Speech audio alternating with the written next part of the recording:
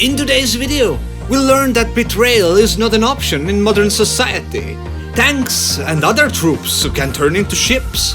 At some point, I might even squeeze my nipple. But most of all, we review Humankind, the newest buzz in town. So enjoy. Humankind. It has arrived, a competition for Civilization franchise, and boy oh boy, what a competition it is. I've played it now for a couple of weeks, and dare I say, at first glance it really looks like a copy-paste of Civilization 6, but digging a bit deeper and the differences become very clear. But first of all, what is Humankind? Well, to put it simply, it's a turn-based strategy, and let me tell you, I find everything turn-based boring.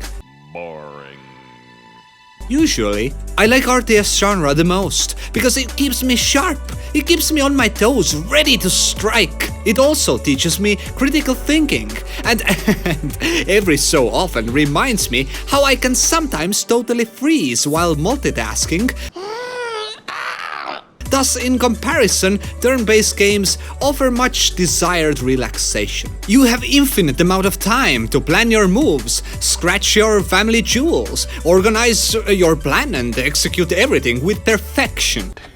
Yeah, boy. Now, Humankind is a game where you need time to process everything. It is multi-layered beyond belief. But overall, the aim of the game is to beat your opponents by having the most fame, be accomplished in the field of science, or being the most influential. There are a lot of prerequisite terms you can choose from. When you meet your goals or your turns run out, the winner will be chosen automatically. If you've chosen a huge map, then even 600 turns isn't enough to discover and conquer everything. So Humankind is one of those hexagon tile-like games. Reminds me a board game. In comparison to Civilization 6, Humankind looks a bit better, more detailed terrain tiles. But it kinda looks all samey, especially if you consider the art style itself. Even the color scheme and resources and so on. I will dive into the differences soon. The main question is, what do you do in Humankind? Well, you start with a lone scout in Neolithic Era. In this foreign and strange land, you discover everything. Wild berries and every other edible. You can hunt animals and get more food to gain more scouts. Those can form a tribe. Now, as you discover more things, you grow your tribe in population. You can build outposts that can soon be turned into buzzing cities. Each tile in the game has a certain value, whether it's good for cultivation, production, for industries or scientific research. It's also important to evaluate the terrain, elevation and other worthy tiles around. Depending on the size of the map, it's usually a continent itself, and with a lot of sea, of course. Bigger maps have several continents to explore. All the land is divided into smaller land sections, divided with a border. Your aim is not only to choose the right tile for your outposts and the future city, but also you need to take into consideration other natural resources, which in the beginning are marked with a question mark, because you haven't discovered its usefulness yet. You can also utilize rivers and connections to the sea, so as you can see, it's pretty much basic stuff here. Now, as you grow your empire and expand your knowledge, you play through 7 ages, or eras, as they're called in Humankind. This is where one of the major differences with Civilization becomes apparent. You're not locked into a certain leader, playstyle, or ideology. Instead, you can create your own path. By mixing and matching, it becomes your Humankind. If you meet your era's minimum targets, whether it's to hunt a certain amount of deer or eliminate a certain amount of enemy tribesmen, you can expand into a new era. You are immediately prompted with a screen with a lot of different era-appropriate cultures, each of them with their own special units, buildings, and unique paths to complement specific playstyles. You don't need to make the choice at this moment, if you feel you can still farm more fame in your current age. Remember, fame is what usually determines the winner. The problem is that if your enemies reach their targets before you, they can choose first. And when it's taken, it's taken. That also applies when you desire to stretch more game time into one current era. You just might lose out. But the best part is whatever culture you choose, all the special bonuses and buildings and so on accompany you through the ages. You just need to remember building them before advancing. And trust me, the choice isn't easy. There's always about 8 different ways to go. Thus, you can have a lot of combinations and outcomes. Parallel to all of this, you need to grow your population, provide them with food, industries, and upgrade your infrastructure. And the most important of all, start researching. The tech tree is enormous, and every new find boosts everything again. So basically, depending on your first selection of your first tile in your first city, you can see things snowballing for or against you. And not only that, everything you build on a tile can boost every neighboring tile as well. So learning where and what to build, combining them with infrastructure or technology upgrade, you can accumulatively boost a tile to boost other tiles.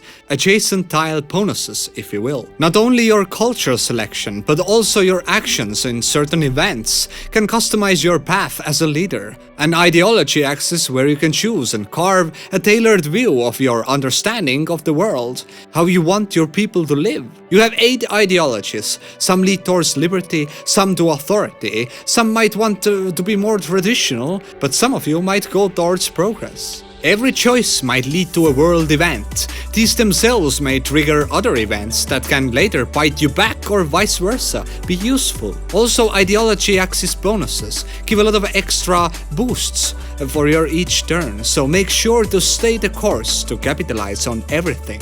Events can also trigger new laws or civics that also can basically chisel your view of the world into the stone. Some civics can lead to bigger things, some can prevent things from happening, some can even trigger them. Either way, you can always get juicy bonuses. Also, if you want to apply civics, you need influence. You need to be the talk of the town.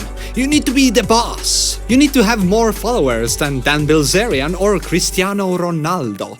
Thus, you can add new land to your city. Basically attaching outposts to merge them with your city. And remember, you're not alone on this map.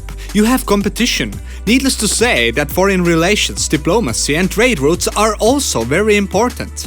You can have allies, you can have open borders, hell, you can even wear each other's socks. Whatever makes you win the game. I usually go for aggression, nukes and full-out North Korea. But remember, everything leads to a conflict eventually. There are some things in life that make me scratch my head or balls. I don't think you have the balls. There are things that make me angry or make me red in the face. There are things that make me want to punch something, anything. Now let us talk about war mechanics in Humankind.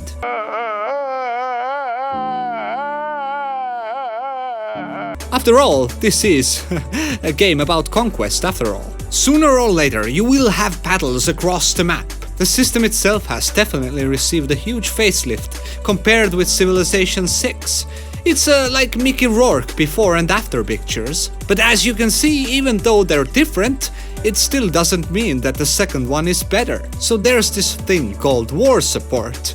You can declare war when you have enough of it. When your enemy surrenders, you can't declare war to them for a while, because you gain certain amount of war support each turn and you have just run out of it. All those points went on waging war. Fucking thing sucks! And this right here is a load of bullshit. I want to be backstabbing, ass-grabbing skunk. Why can't I continue being a sadist and ravage my enemy even when he's surrendered and given me some of his lands? It's called betrayal, and real humankind is full of it. My army takes upkeep each turn, and I'm forced to sit and hold my nutsack for 10 to 15 turns. Unbelievable. Unbelievable! A game so versatile and I can't be an asshole, it kinda ruins it for me. Combat itself is somewhat detailed, more detailed compared to Civ 6. You can manually engage in battles. Picking high ground always gives you an advantage. This manual battle is round-based attack finish attacking attack scenario, and I'm sorry, it's pointless. I always do auto battle and finish it up ASAP.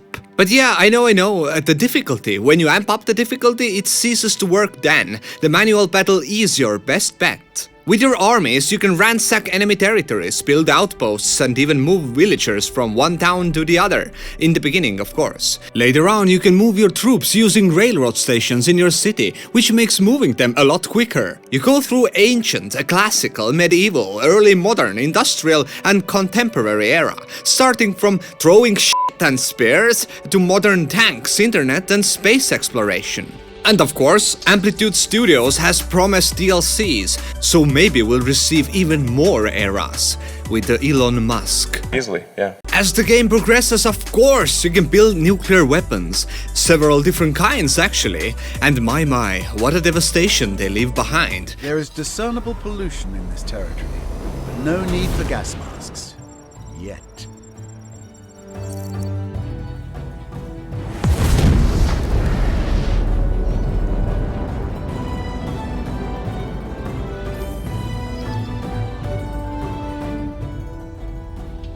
Naval battles, subs, aircraft carriers, air combats with bombers and jet fighters. Beautiful. Although I'm a bit frustrated here too. Well, first of all, the distance of nukes. Modern nukes can travel about 6,000 miles, at least the ones North Korea has experimented with. Nuke travel between landmasses in Humankind has been nerfed to measly neighboring tile, almost. You need to have a missile silo right next to the edge of your border to nuke the capital of your enemy. It's pure shit, I'm sorry. I've totally lost any interest in nukes in this game. It should have massive coverage. I mean, if I play on the largest map, I have 3 continents, and you can't even cover your own continent with a missile silo built right in the middle. It's absurd. It's easier to build massive land forces, and miraculously, they drive themselves overseas. By the way, even planes and helicopters miraculously turn into ships when crossing the ocean. Amazing. Even tanks turn into ships as they cross the water. What? But planes, they only move about 14 tiles. Maybe 16, maybe 20. Now this game is riddled with broken stuff, and it will be fixed eventually. Mostly it's the bonus system itself, the outrageous amounts of added bonuses and so on. Let me also be clear, this game has a lot of things I still don't know. Learning curve is steep, and YouTube is filled with magnificent guides. Spend a few hours there and you'll get yourself decently positioned for the actual game. Well, enough, it's been over 10 minutes already, time to wrap it up. So Humankind is a bit broken in many ways. Agonizingly stupid decisions were made programming some of this stuff. But by the Thor's laboratory leaves, this game is fun as well. If you're into a game that you can pick up and continue right where you left it off, slowly and meticulously planning your moves, and love to enjoy the funness of relaxation, then this game is for you. I give Humankind an 8.5 out of 10, a bit better than Civilization 6. And I hope that you enjoyed this review. If you did, hit that like, smash that bell, and if you dare, subscribe as well. I'm SillyLlamaz, and thanks for watching. Till next time!